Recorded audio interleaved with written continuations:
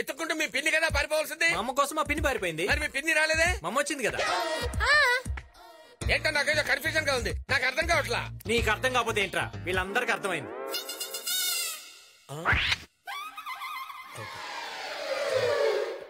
ఏమైంది విక్కీ? చెప్పి అవును, వీళ్ళెవరు? మా అమ్మ సార్. నమస్తే అల్లుడు గారు.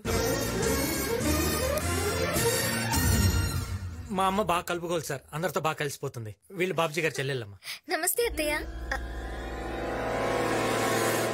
వీళ్ళు కూడా నీలాగేమా అందరితో బాగా కలిసిపోతారు. పెళ్ళేదాకా ఇక్కడే ఉంటారు. పెళ్ళైన తర్వాత కూడా ఇక్కడే కదా ఉండేది.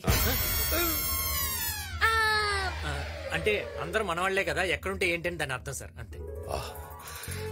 నా చెల్లెల్ని మీ ఇంటి పిల్లలుగా అనుకుంటున్నందుకు చాలా థ్యాంక్స్ అండి. లోపలికి తీసుకెళ్ళు, వస్తానండి.